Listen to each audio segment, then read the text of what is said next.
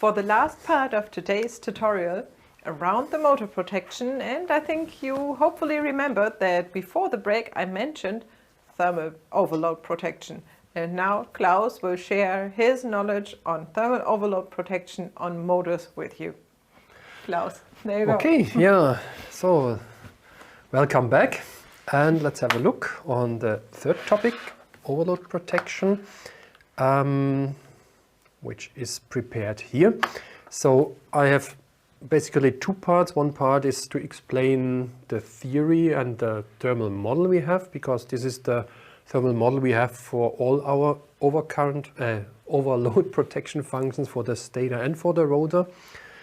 And yeah, then talk a little bit about the settings and some special aspects here. Overload protection.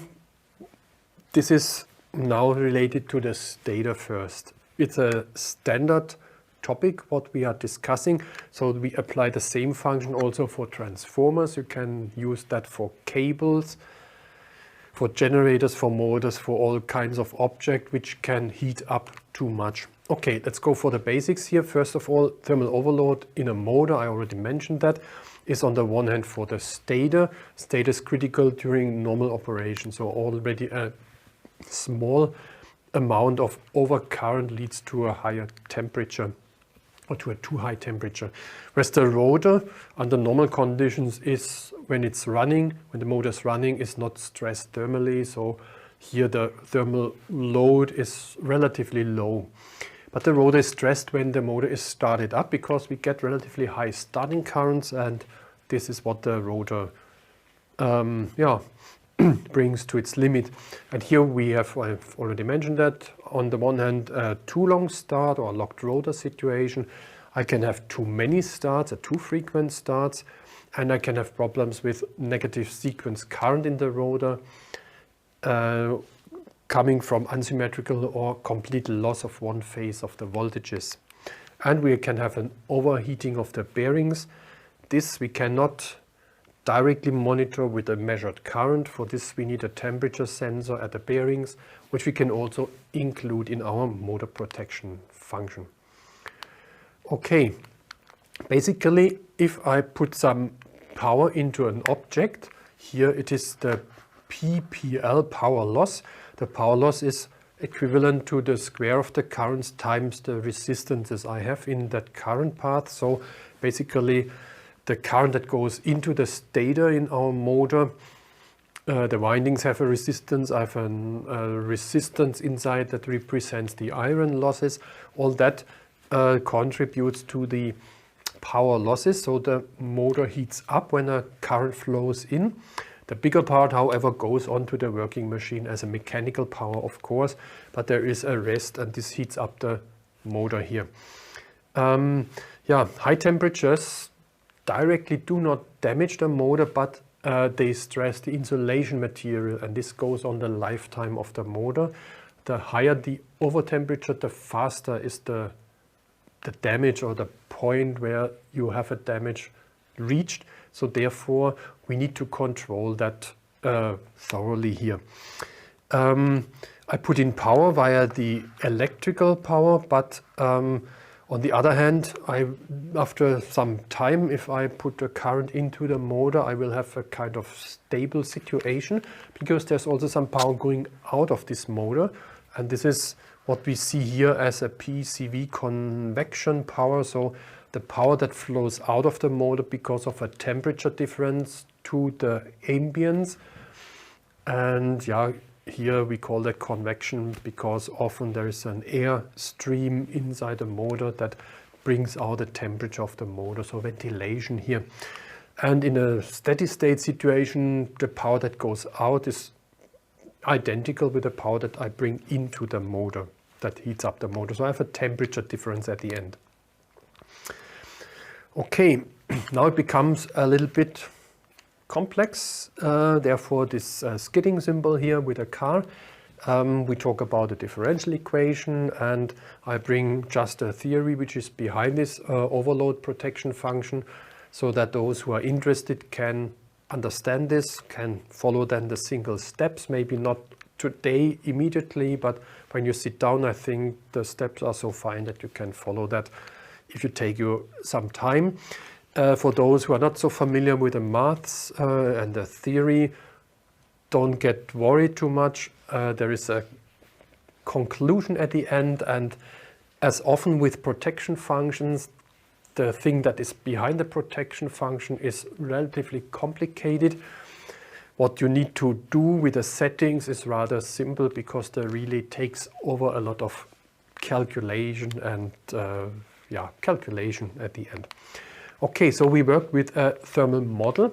It's a single body model, and this is also described here in an IC standard here, which you see on the left-hand side. And if you know some elements of the electrical circuits, then you will recognize here these elements, which we have also for the thermal model. Only with the difference that instead of a current source, I have here a power instead of a real electrical capacitor. I have a thermal capacitor, and instead of an electrical resistor in ohm, I have a thermal resistance here in Kelvin divided by watt. And instead of a voltage source, I have a temperature difference, a delta temperature here. And with that, you can apply the same rules as you know from the electrical model here, but just with these quantities at the end. And this is what we do basically to describe our temperature situation in the motor. We have to say that this is a simplification, this model. The motor has a lot of more complex structure, let's call it like that. I do not have just a block of iron and one temperature source, and then this block of iron distributes the heat outside into the ambience. No, I have the windings, which are copper windings. They are connected, or they are close to the iron of the stator. I have a coupling to the rotor. I have currents in the rotor. I have a ventilation, and I have the iron that goes outside. So there are more influences to describe this motor temperature in a more precise way. So why do we use such a simple model? Simply for one reason, because we don't get the proper data if we would take a more sophisticated model. The data we get from the motor manufacturer is rather limited, so we try to find a model, or we found a model here. Therefore, it's also in this IC standard here. It's common practice. So we have this thermal model, this relatively simple thermal model, because it's a good approximation to everything that runs or takes place in the motor or the transformer or the cable. And we have the proper input data. This is the point, the proper input data which we get from the motor manufacturer, that we can deal with this model. That's the reason why we don't have a model with a lot of bodies and a lot of resistances here and so on. We use just this here. Okay, this said, let's have a look what we can do. Of course, we don't get this data here, temperature difference and the power and a thermal resistance of the motor towards the ambience from the motor manufacturer. We can expect to get a maximum current which we can put into the motor so that it does not overheat. And we get also time constant, so how fast the motor heats up. And that's basically all. And the nominal current maybe, this we also get from the motor manufacturer. So it's a rather poor input. And now we need to model or to derive something from this physical model here so that we can use it for our protection function. And we do this in several steps. And the first step is we describe this model here with an equation, and we have here a differential equation with the given values here. You can find them here in the equivalent model. Now here we have all real quantities like the power, a thermal capacitance, a thermal resistance. So we need somehow to get rid of that stuff and come from this physical model to something where we can use the data we get from the motor manufacturer. And we do this in a couple of steps, which I show you now here.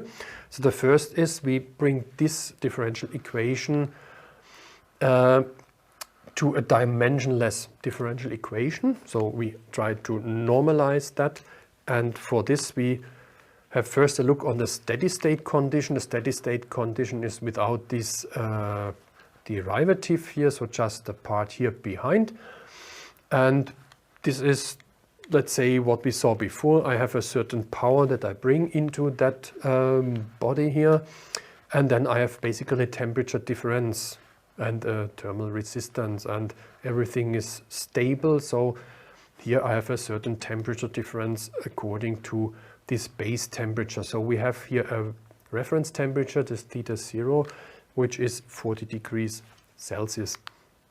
Okay, the value which we use to make this standardization is the maximum power which I can bring into that motor if the ambient temperature, the surrounding temperature, is equivalent to our reference temperature here of 40 degrees.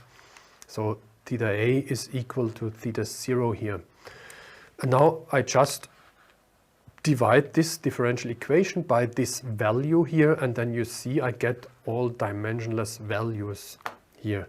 And this is the trick basically. So I scale my maximum, my power which goes into the relay, into the motor, with the absolute maximum power which I can have here. Okay, so still the skidding symbol here.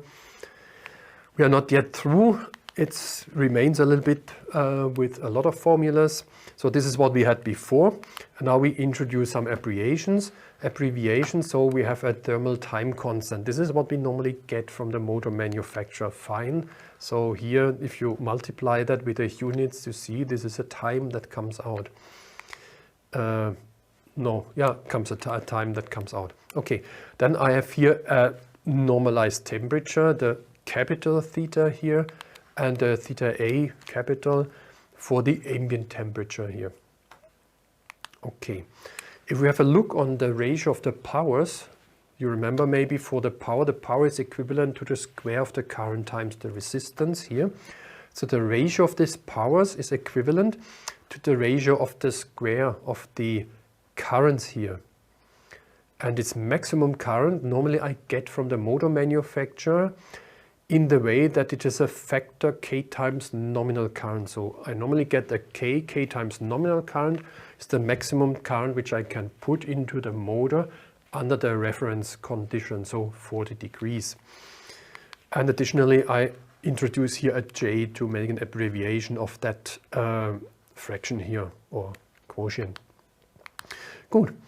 Then dimensionless, now our normalized differential equation is this here, or written also with a K here, I over KIN square is equal to this J square, and the rest is just what we found out by the standardization of the physical differential equation using the maximum power here.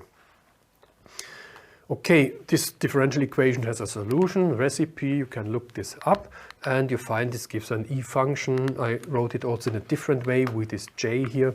So this is equivalent, and I call this here theta 2, and you see we have a theta 1. What is behind? If you put in values into this differential equation, you find out that you start with a certain temperature. This is the temperature when the time t is 0.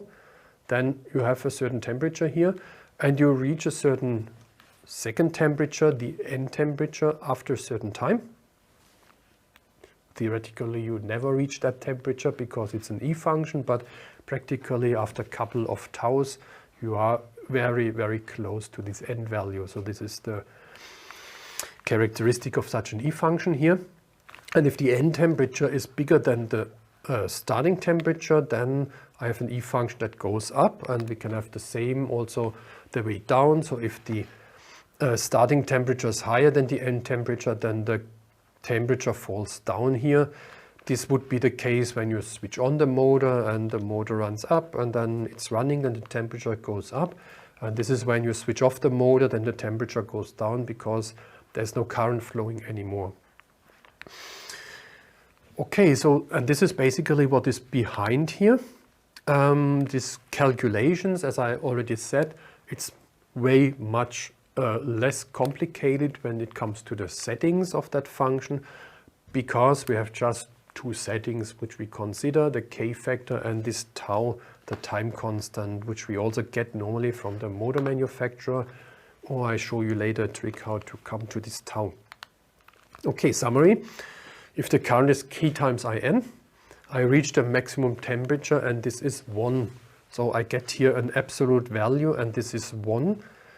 If the ambient temperature is not additionally here, otherwise this also plays a role. As you see here, that I need to add this ambient temperature. This can be a negative or a positive value. Yeah. Okay, what else? All values are dimensionless values, so therefore my maximum temperature is 1 and not a degree value, what you see in the relay. You see just the number 1, or we express it in percent, 80%, 90%, 100% trip. And yeah, to define the behavior, as I already mentioned, I need the nominal current, I need the K factor. K times IN is the maximum permissible current at reference temperatures, and the thermal time constant. The time constant you see also here in this E function. The time constant is bigger, then the E function will start here and end at the same level of the temperature, but it will be slower because the time constant, you can construct it here in the way I did it here. So this is then the tau again. You take here the inclination and you go until to the end temperature, and this point is again the time constant. So if the time constant is bigger, then you stretch here the curve and then it takes a longer time until you reach the end temperature at the end. What is the sense of all that? We get a permanent thermal image. That means as soon as there is a current, we calculate a temperature in the relay, and the temperature is the one which we assume to be also the medium temperature with our approximations and simplifications in the motor stator in that case here. That means we trace the temperature all the time, and if we have already, let's say, a level where we almost are at the maximum temperature and then we get a higher current, we have a relatively short tripping time because the motor is already loaded with the temperature, whereas the thermal model without memory, so here we talk with memory, without memory is then that I just do not consider the preconditions, what is before my overload condition, and this makes the things relatively wrong if you have already a relatively high temperature. So it is then giving us an underfunction. Here not, that's the big advantage we have. Let's have a look on the tripping time. If I have a constant current, we can calculate this. This is just the formula we had before, and the tripping condition is 1. The tripping temperature here is 1, and then we can solve that here, that equation. You see here's a logarithm inside. Now we need to understand what is theta 2 and theta 1 expressed in the current which we bring in, because we want to know what is the behavior when we put in a certain current. So the starting condition is I have a certain preload condition to the square plus a certain ambient temperature here, and this must be then a steady state situation, and I get a certain temperature with a certain steady state preload current. And now I have suddenly another current, a current jump, then I will get a second temperature here depending on the higher current or lower current plus the ambient temperature, and all put together then I get this formula here with a tripping time. I can simplify that. If my ambient temperature is the reference temperature, then this theta A goes out, and if I say I want to start from 0, then I do not consider here the preload, so the formula again gets a little bit simpler at the end. Good. We can estimate the time constant. Normally you get it from the motor manufacturer. If not, then you might get maybe one pair of values as overload current and the maximum time you can put in the overload current if the motor is cold, so if it stands still and it has the ambient temperature. The K factor we get, again, we need that setting or this information. It's the maximum permissible current forever divided by the nominal current here. And from the tripping time without preload, I take this formula, And now I set in this TOL, this overload time, and here I set in the current here, IOL, and with that, solving that equation, then I get the tau, the time constant, out of that.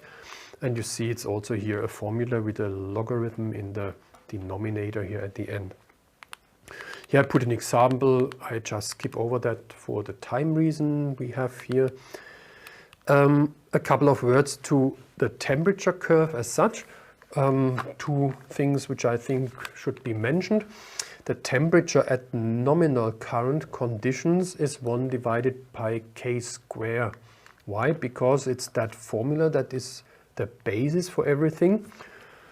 And if I put in here In, then it's 1 over k square here basically. The temperature for the tripping condition is always 1 here, and this would be then k square theta n. That means if we now take typical k factors for motors, this is 1.1 or 1.05, then you see for 1.1 our temperature is 83%. So it is much lower as you would expect maybe if you don't think about the square ratio here. And if it is smaller, then we have here 0.91%. So we are rather close to the maximum current, which is expressed in a rather small k factor. It's just a little bit above 1. To the curve, maybe another finding here. For a certain current which I bring in, here I get a certain tripping time as a multiple of the time constant. So this is a fixed value, and I put down here this table because maybe sometimes it could be useful. This means if I put 1.258 times k times In, so 1 divided by k times In, then I will trip in a time which is equivalent to the time constant. If I add, on the other hand, a current which is 10 times as big as k times In, I will trip always in 1% value of the time constant, so 100th of the time constant. And this is a fixed ratio, and this helps us sometimes to understand where's the temperature curve going to. I can also test this. Then I inject, for example, I don't know, 10 times nominal current or 3 times nominal current here. Then I need to expect the tripping after 10% of tau. And this is rather practical because if the tau is relatively long, then I can cut off my testing time. So instead of injecting 1.5 times current and waiting for 20 minutes, then I get here maybe in 90 seconds the result when I use that. Just to mention, I think this is a nice handy thing which I put here on the slide.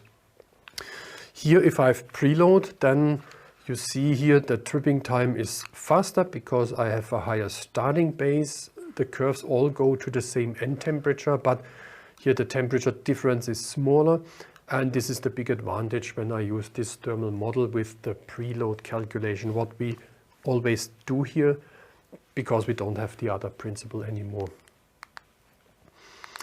Good, let's consider now the ambient temperature measurement or estimation of the ambient temperature and how this has an influence on our settings. I just go and show here the formula. You can trace that. Basically what we find is if this is our k factor for the reference situation, then I can get another k factor A for another ambient temperature. So ambient temperature now is different to the reference temperature.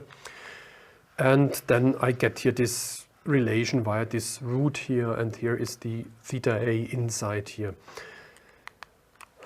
Okay, what does this tell us? With a lower ambient temperature, I get the possibility to put in a higher maximum current into the motor and also the other way around. So if my theta A is smaller than 0, this is the relative value, so the ambient temperature is smaller than the reference temperature. My Ka factor is bigger than the reference K, and in that case it is smaller. Short example here. I made here a calculation. You can follow that if you like later. You need here one absolute value, the maximum temperature, because this is all with relative values and we cancelled out here the absolute values by making the reference considering the reference temperature. Here now we have another temperature, so here we need the absolute temperature to make that calculation of the theta A. Here, as you see, not on that slide, maybe on one of the previous slides here. And in that way I can calculate now a K factor, for example, for an ambient temperature of 20 degrees instead of 40 degrees. So the question is, do I need to do that? No, because if we have this situation and you know your motor will never reach the 40 degrees and you will profit from this additional temperature margin, then you can use the K factor for 40 degrees, and then we have a setting called default temperature, and you set this default temperature to the 20 degrees Celsius here. And so you can leave the original K factor. The other possibility is to recalculate the K factor as we did here and set here 40 degrees, which is then a little bit unlogic because in reality you have 20 degrees, but basically you keep the reference temperature and recalculate the K factor. But I would not recommend that. Take your reference K factor and set here another default temperature, and the relay will consider this. This is called default temperature. In reality, it describes the ambient temperature. And it's called default temperature because there's also a second possibility. I can adapt dynamically the thermal capacity or the thermal capability of the motor depending on the ambient temperature when I use a sensor and I measure the ambient temperature. Then I need to integrate that sensor in the calculation. This we can do. And now if the sensor is broken, then the relay needs to know, okay, what shall I take now as an ambient temperature if I cannot get it from the sensor anymore? And then it goes back to the default temperature in case the last measured temperature is lower than the default temperature here, the setting default temperature, then it will go to that value. If the last measured value of the sensor is higher, then it will take and keep that value. So we go always into the direction of a higher reliability. So not to make an underfunction, not to let the motor run into a too high temperature. So we go on the safe side, in other words. Okay. Then recently I had an example where we got the data for the motor, the K factor, but this was referring to 50 degrees and not to the 40 degrees. And then the question is, what can we do now? And on top of that, the maximum ambient temperature was 55 degrees Celsius instead of 50 degrees or 40 degrees, so everything mixed up. And we had to sort this out, and this I do here on the slide for you. We do the same trick, so these are the formulas you know already from the slide before, and now we say, okay, the 50 degrees, this is where I got the K factor for, is my reference temperature. Now I calculate what is my K factor for 40 degrees, because this is the reference temperature for our relay as such. And this is again the same formula, so you put in the values and then you see what is under the root is bigger than 1.1, so the K factor here for 40 degrees is bigger, of course, than the one for 50 degrees.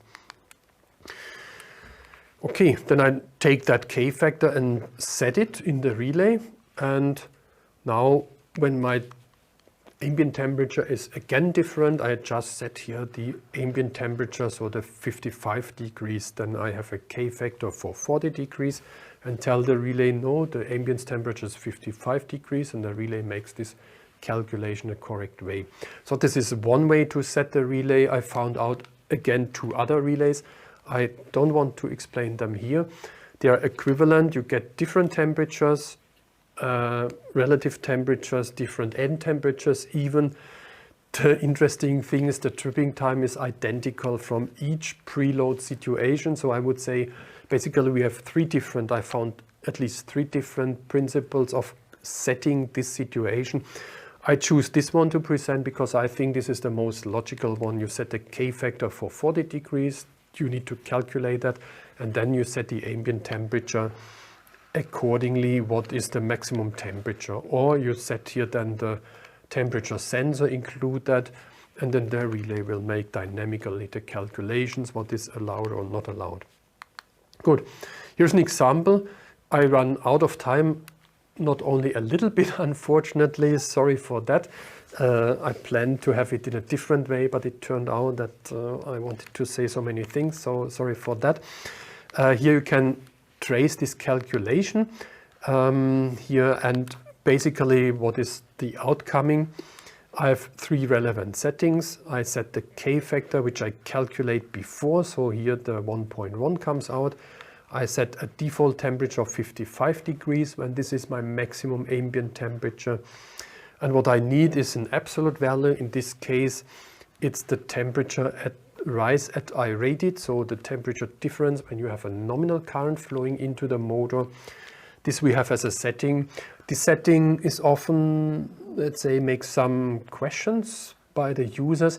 This is needed only if my default temperature is different to 40 degrees, or if I use a sensor, then I need this value here. And here's the formula how to come to that from the maximum temperature, or the other way around. If you have this value, you come to the maximum temperature via the formulas which you find in these slides. Okay, finally, one word about the temperature classes. So if you don't have a K factor, often you have the information from the motor manufacturer. The motor is dimensioned for a maximum temperature of the class F. And if we have a look here, we see this is equivalent to 155 degrees Celsius, and it's operated, so the under nominal conditions with a nominal current, it's the class B, so I have here 130 degrees. So now I have 2 temperature values, and from these 2 temperature values I can calculate a K factor also following just these formulas here. This is what we know already. And where's the formula I wanted to have? Here, this one. This was on one of the previous slides. So the theta n is 1 divided by K square. And here you see I enter the values which I get from the absolute values, and with that I can calculate the K factor at the end. So also here an orientation, if you don't have the K factor, if you have the temperature classes and you know what is the temperature under nominal condition, what is the maximum temperature, you can calculate the K factor out of that, as you can see here. In this case, I would set a K factor of 1.1. This is a standard value, it's a practical value, and it corresponds if your maximum temperature is 150 instead of 155 degrees. So you have a little bit more margin in there here. And then you have a kind of standard practical value here. Good. This is the list of the settings. We have a lot of settings here.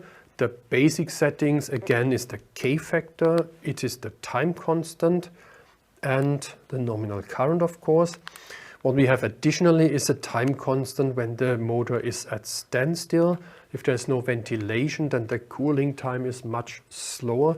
So I can set here another value, and if you don't have anything, take 7. So factor 7 to the time constant for the cooling. So this is a practical value here. And I have a current to say when do I reach this standstill. This is this current here. So if the current is smaller than, I don't know, secondary 0.1 amps, then you could say the motor is more or less at standstill, it's not running with that current. I have warning thresholds, a current and a temperature warning threshold, a drop-off threshold. So you see this is all a little bit additional stuff to the core functionality which we discussed. Here's one point which is important. If the device is powered off, should it keep the thermal image or not? I recommend set it to on. Then it keeps the last calculated value.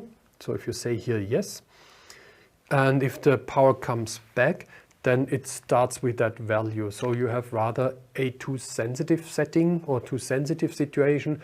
If the relay is powered off for a long time, then it will also clear that memory. After 500 seconds, we reset that value, because then we say, okay, then the temperature of the motor can be anywhere. So it's a kind of compromise here, what we say. And we have one more thing.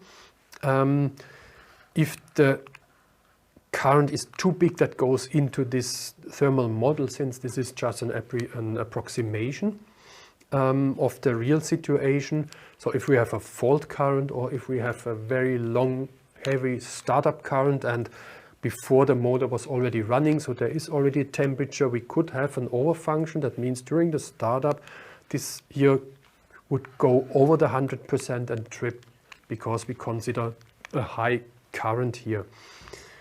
In order not to do that, we have the possibility to limit the current which goes into this model here. Practical value is something like 2 times of the nominal current here. Then only this limited current will be considered. Or we have also the possibility to freeze the thermal image under these conditions completely. So I would select current limiting, so it will go a little bit with the current, but it will not take the complete current in consideration here. Okay. And then we have the story with the ambient temperature. I have a setting for the minimum ambient temperature. You see minus 20 degrees Celsius. So if the temperature sensor measures suddenly minus 50 degrees, I don't want to have this additional leeway for the motor temperature. Then maybe I have rather a problem with the sensor, which I don't detect. Then I can limit this and say, okay, less than whatever is the value, 0 degrees, or depending where you are. I don't want to use the complete possible range, which is there theoretically. Then I have the temperature rise at I rated. So this I need if I have a different ambient temperature than the 40 degrees, or if I use the current, the temperature sensor. If not, then this has no meaning, this setting here, just to mention that, because sometimes people don't know what to do here in that case. Okay, and this is our standard ambient temperature called default temperature, but it refers to the ambient temperature here. And this is basically, these are the settings. I was a little bit in a rush at the end for the, let's say, not core settings here of this function, but I think I could bring to you the basic idea for the core function, the thermal model we have, and the overload protection of the stator, which we also use for other means, transformers, cables, and so on. Next time, if you like, I will talk about the protection of the rotor. We use a similar model here, but the input data is different, which we can get from the motor manufacturer, so it remains interesting, I would say. Okay, here's a list of signals and measured values. I just put it here for the time being, a small documentation of the most important signals and also the most important measurement values which we have here in our system. Time until trip, time until close, and the equivalent current basically. So these are 3 measurement values which have some certain meaning here in this function, and I described this here a little bit on that slide as a summary to, let's say, to what we have as settings, so to complement the whole story here.